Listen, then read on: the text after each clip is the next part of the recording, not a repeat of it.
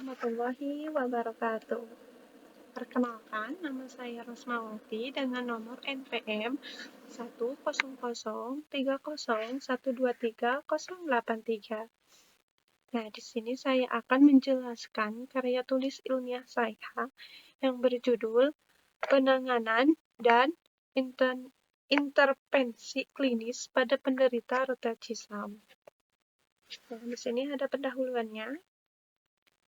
Bahasa memiliki peran dan fungsi penting dalam komunikasi manusia. Bahasa digunakan sebagai alat untuk mengungkapkan diri, berkomunikasi, beradaptasi, dan berintegrasi sosial, serta sebagai alat untuk kontrol sosial. Kemampuan berbahasa dan berbicara seseorang dipengaruhi oleh faktor internal dan faktor eksternal. Gangguan berbahasa tersendiri dan berbicara dapat terjadi karena adanya kerusakan atau kelainan pada organ bahasa atau otak manusia.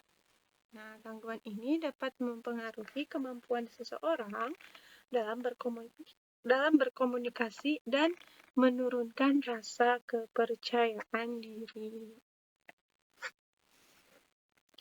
Di dalam kemampuan berbahasa juga dapat dibedakan menjadi dua macam. Di antaranya yaitu kemampuan reseptif, yang dimana kemampuan ini itu kemampuan sebagaimana cara memahami pembicaraan orang lain. Kemudian adapun kemampuan yang kedua yaitu kemampuan ekspresif. Nah, yang dimana kemampuan tersebut merupakan cara yang dimana sangat bersangkut paut dengan cara mendengarkan, membaca, cara dalam berbicara, cara dalam menulis. Nah, keterampilan berbahasa tersendiri dan berbicara seseorang dipengaruhi oleh dua faktor. Ada faktor internal dan faktor eksternal. Nah, adapun faktor-faktor yang mempengaruhinya, yaitu pertama faktor intrinsik, di mana faktor ini mengacu pada kondisi bawaan sejak lahir. Nah, seperti fungsi fisiologis, organ yang terlibat dalam bahasa, dan kemampuan berbahasa. Kemudian adapun yang kedua, yaitu faktor luar. Nah, faktor luar tersendiri merupakan rangsangan yang ada di sekitar anak atau orang tersebut, terutama berupa kata-kata yang didengar atau diucapkan. Nah, adapun bagian tubuh manusia yang berperan sebagai sumber bunyi.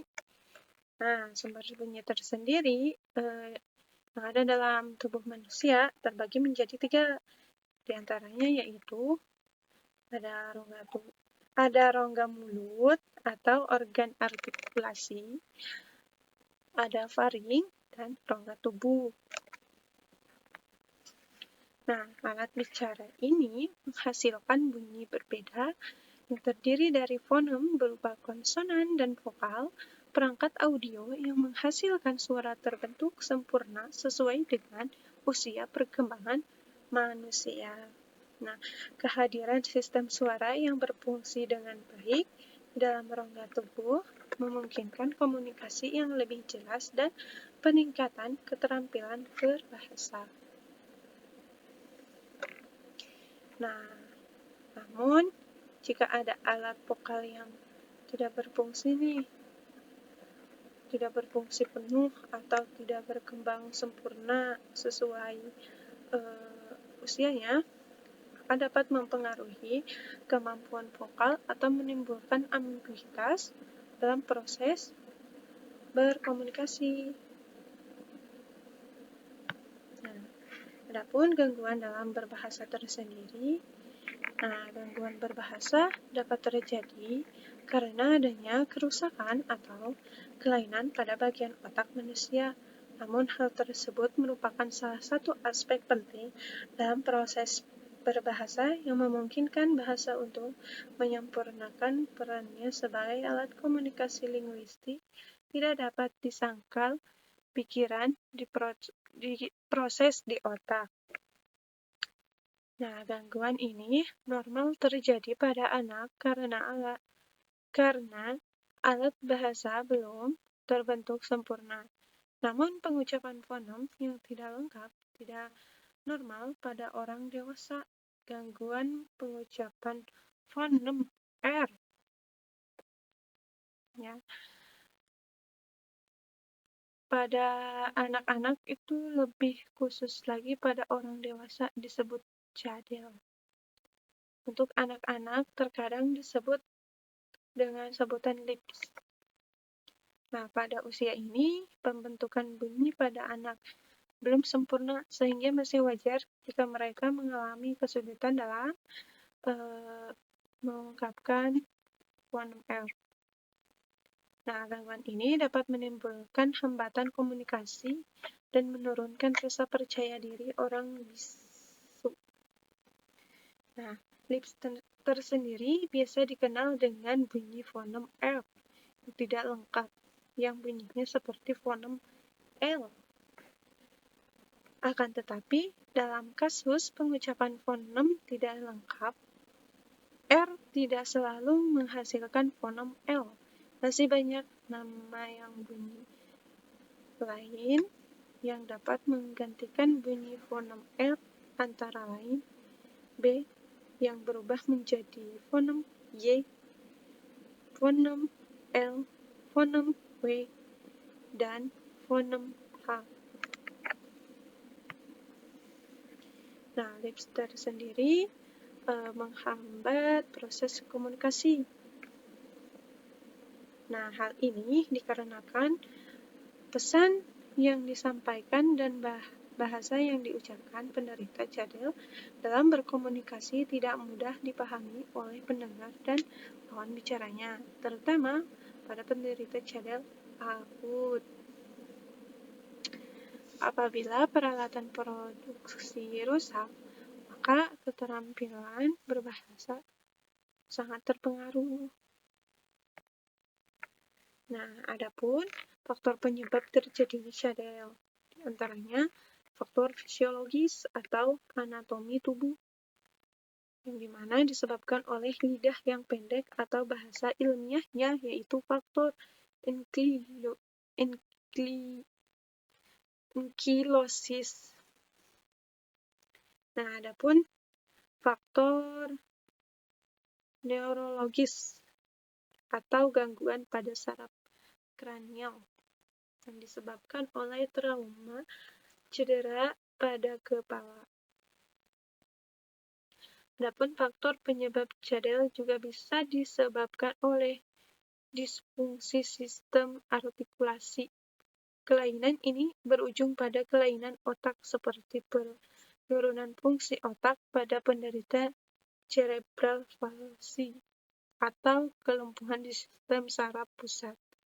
Melatih otot, kelemahan otot motorik menyebabkan penurunan kecepatan gerak lidah sehingga menimbulkan jadil.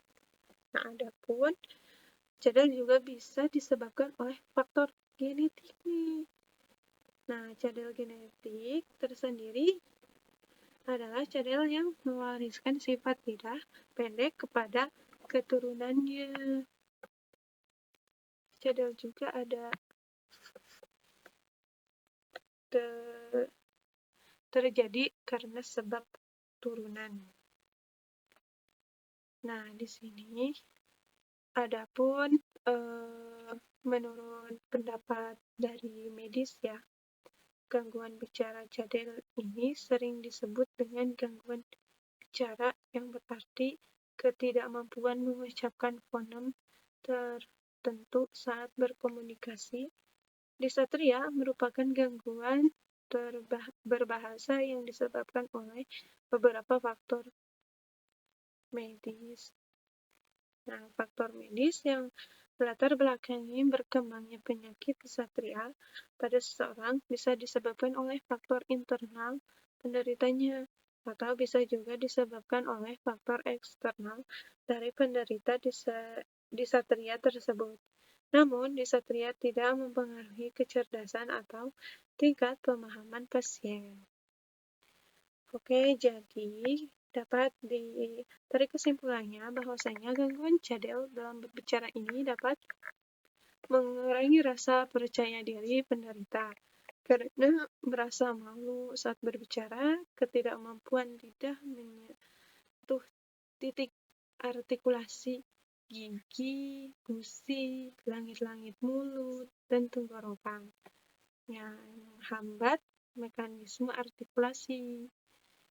Deteksi dini dan rehabilitasi bisa membantu mengurangi dampaknya, terutama pada anak-anak. Kesadaran dan pemahaman dari lingkungan sekitar sangat penting agar penderita tidak merasa diejek atau direndahkan, melainkan didukung untuk berkomunikasi dengan lebih baik. Oke, sekian penjelasan hasil daripada karya tulis ilmiah saya. Mohon maaf bila banyak kesalahan dan kekurangannya. Assalamualaikum warahmatullahi wabarakatuh.